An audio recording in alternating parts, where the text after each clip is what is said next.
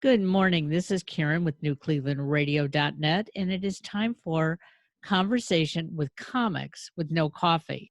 Now, we don't have a comic today. We have a metalist with us. You know, he doesn't play heavy metal music. Well, you might like it. Uh, so today I have Brent Webb with us, and Brent is going to be performing all weekend at Hilarities, and we hope everybody will come on down there. So, Brent, welcome to Cleveland. Thank you. It's good to be back. So, during this pandemic, I'm assuming you had a lot of time to hone your craft, correct? Yeah, I've been doing this for 25 years, and I got stuck in Cleveland. I was in Cleveland when this all happened. Oh, my. My calendar disappeared, but it's really been a great thing for me because it's the first time in 25 years I've had any time to connect with myself, to do anything, So I've looked at it that way, and, I've accomplished a lot during this time. So, what is it really that you do when you're on stage besides entertain us? Well, I do a lot about the mind. So I work a lot with corporations. I do motivational speaking, but I do it from a place where, most people, when they see a motivational speaker, they're being, preached to. Right. And people tend to turn that off. And when I start showing them what you can do with the mind and how it works, and, that we have this unused mind power, it connects on a much deeper level, to people. And there's so much that we have inside that we never use, so that's what I'm trying to teach people as I go around the world again. So I have a lot inside me that I'm not using. So how do you get me to use it? Well, the first thing is meditation is great. I mean, when I first started this, I couldn't sit for more than 2 minutes because, your mind immediately doesn't want you to be there. It doesn't want to be trained. So your mind is going, oh, my leg hurts. I got to make something in the kitchen constantly. But eventually your mind is trainable. I mean, you just have to, there's repetition. So the longer you do that day after day, just a few minutes a day, it will connect you to a place where you can start to sit back and see, your thoughts, your emotions, and realize you've got a lot of crap locked inside there. And you've got a lot of energy that you're using to hold it in there, which is the other thing. It takes a lot of life force to hold these things down, and we have good things that we take in, but there's a lot of bad that we try to suppress, and that takes energy. So using that mind power, you can get that energy back. So are you one of these guys who's on stage and you pick up a spoon and you just show it to us and all of a sudden it's like all twisted up? I used to do that sort of act. And I started working with Joan Rivers and Don Rickles and a lot of people, and they started talking to me about mind power and success. So I moved into more of I'm a mentalist, but it's kind of an infotainer. So Okay. like at Hilarities, because you've got those rules in Cleveland, you can't have anyone on stage. You can't touch anyone. Nope. So you can't have any props. So it definitely cut down the possibility of, a normal Vegas show. So we combined the Mind Power seminar with the Vegas show. And so like I'm in a chair and I start reading the audience. I tell them, this was your home address when you were 5. This was the name of the first girl you kissed. And so there's that going on. But at the same time, I'm teaching them, how they can do some of these things too. I'll show you something. Okay, good. Okay, so we have not set up anything. You have no idea what I'm going to do, right? No idea. Okay, so I'm going to show you how everyone is connected. Okay. If you believe that the universe is just one big web of energy, mind reading is not at all impossible because there's a connection there. So I want you to do me a favor. I want you to go back in your mind. I want you to go back to a birthday party of yours anytime between 2 and 12 years old, and tell me if you can see that party in your mind. I absolutely can. Okay. I want you to look around that table or that room, and I want you to see one person that you have not thought about in years. And I want you to see their face very clearly in your mind. Okay. Okay. What is their first name? Well, we called him Buddy. Buddy. Okay. Now, how long has it been since you talked to him? was back in the 50s. So we're saying 60 years ago? Wow. Now, do you know anything about where he is or anything about him now? No, Okay, and one last thing. Do you remember what his voice sounds like? Can you hear his voice in your mind? I'm not sure. Okay. Now, have you noticed this thing that's been hanging around my neck? Yeah. I have not touched this. It's been here since we started. I'm going to let you see exactly what I'm going to do. I'm going to open this, and inside, there's going to be a little something I put in here for you. This. Okay. I want you to see. Whoa, wait a second. That's like impossible. See, it's not impossible. And that's the thing. Everyone thinks that these things don't really happen. But I'm telling you, with mind power, you can do a lot of things that you would think can't be done. That's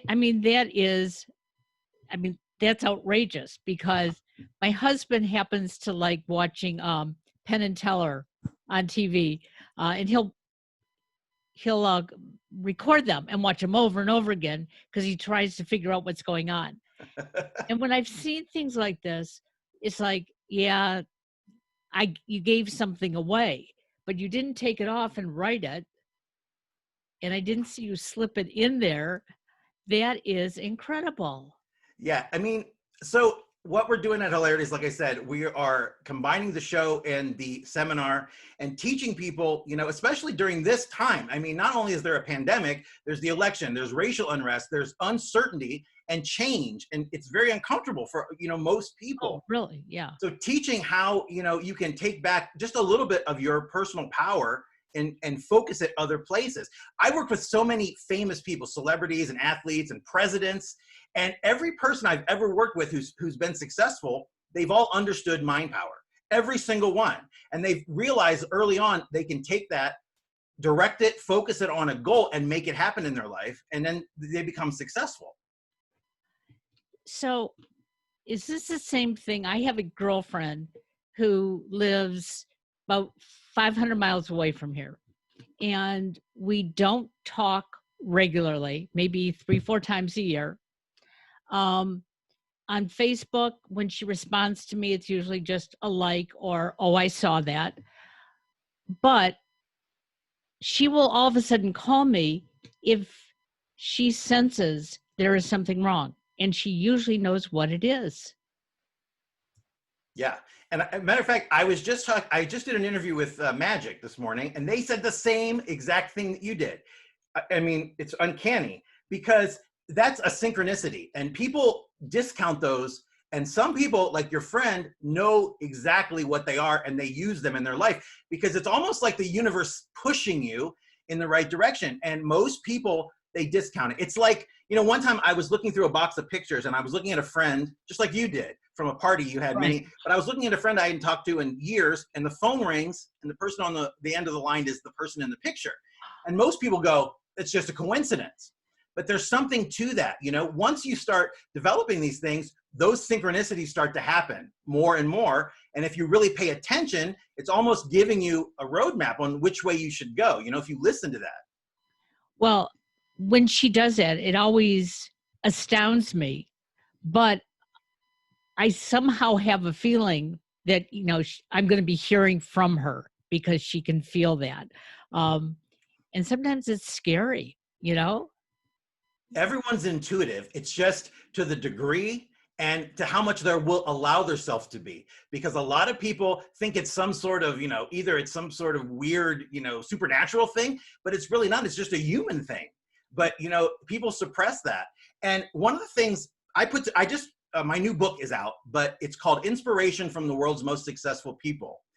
But what I'm doing is we're giving it away for free, the digital copy, because so many people have been telling me, I'm getting all these emails, what they're going through. So in that book is all the success stories from people I've worked with and celebrities, but it's really an inspiring thing. If you go to successsecrets.net is the website. It's absolutely free. You can download a copy, and it'll really help you during this time. So if you're struggling during the pandemic and you're looking for something to kind of grasp onto, take a look at this book, and you'll be inspired, but you'll also get some tips on how you can start making progress in your life. It's interesting because most of our podcasts this week we've been talking about the anxiety that we're all going through. And I'm hoping our listeners today will say, hey, I've got to get out of this anxiety and come see you this weekend at Hilarities. I know you have 2 shows tonight, 2 shows tomorrow night. It's just Oh, Sunday. It's just just Sunday. It's a Sunday. special 7 o'clock show. Yeah. Okay. So that I'm corrected. Sunday at 7 o'clock. Wow. Maybe we can get down there now. That'd be awesome. Yeah, we weren't available tonight or tomorrow night, but the one thing that I want to say is that a lot of us are suppressing this anxiety. We're trying to tell ourselves, no, I'm not feeling anxious. No, I can do all the things I want.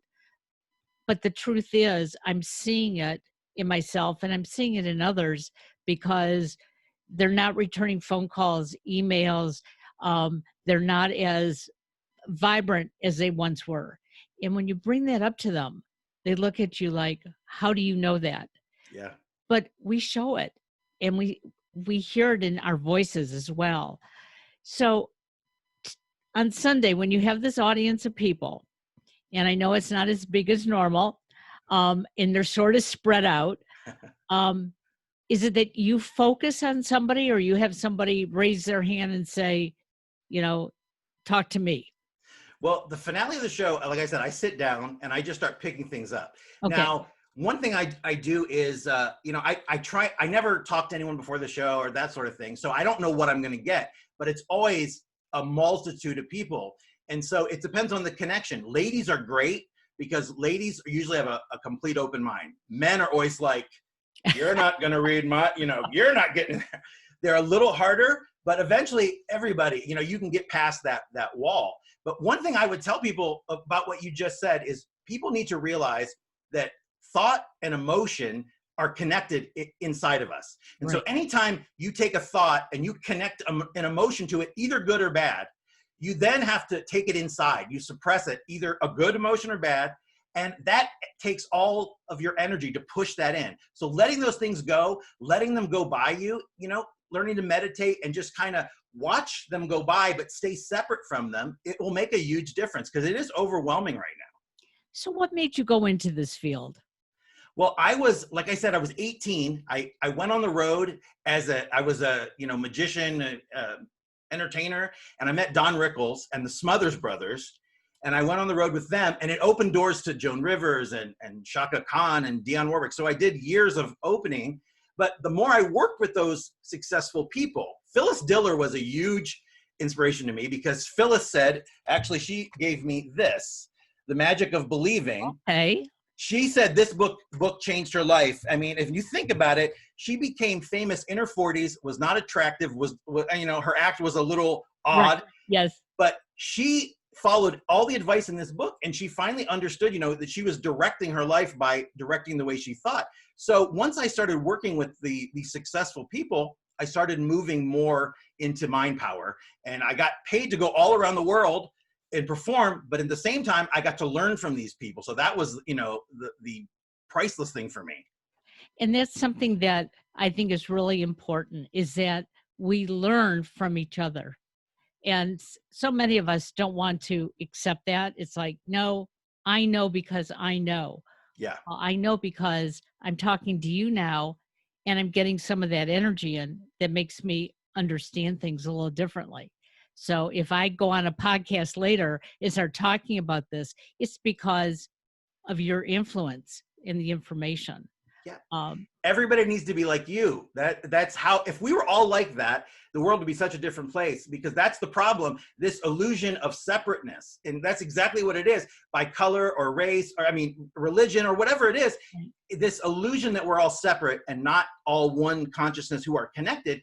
It makes a big difference because it's always me against you and us against them instead of we're all in this together. That's what we need to realize. So when you were a young kid, okay, I'm going to go back to when you were maybe 10 years old, okay? Is this something that you thought you might get into entertainment, or were you going to be a doctor? No, I knew that's the one thing I can say about my life. First of all, I've never had any other job, which is amazing, but I knew from very early on, I just didn't know what I was going to do. I admired Johnny Carson, Dean Martin, couldn't sing, not very funny. So I thought, what am I going to do? And years later, Johnny Carson hired me to come to he lived on a yacht in Malibu. Okay. And he hired me to come and show him some things. And it was like, meeting an idol of mine. But I finally got the idea, what if I started doing, this mind power, mentalist stuff? Because I used to do stuff with my dad, and he would hide coins in his hand, and I would tell him how much change he had. I was very, perceptive. So I started doing it at 18, and then the doors opened of the universe, and synchronicities happened, and I went from Don Rickles to, the White House. So it's all because of that, Well, and something else that you're implying here is that if it's something that you want to do, you put your energy into it. I've heard so many people say, I always wanted to be a painter. And I'll look at them and I'll go, well, then why haven't you been? Oh, I never had time. Well, do you have time to sit down and watch TV? Do you have time to take an extra nap? If you do, then you have time to be a painter. Sometimes they'll say, well, it costs too much to do that. Okay, well, then find another art form that's not going to cost as much. Yep. And for most of my life, I've always wanted to do certain things. And my family would laugh at me and say, really, you're going to do this? And I would say, yes. And if I fail at it, well, then I've learned that that probably wasn't the right thing for me to do. And I'll take that lesson and go forward. And one of the things I wanted to do when I was 18 was to be a broadcaster. So we're going back to the late 60s. And my parents looked at me and said, we're not paying for you to go to college to become a broadcaster because women will not succeed. They were right in 68, probably. But by 70, they were wrong. And it took me almost 40 years later to go back to school, complete my degree, and then start working in internet radio.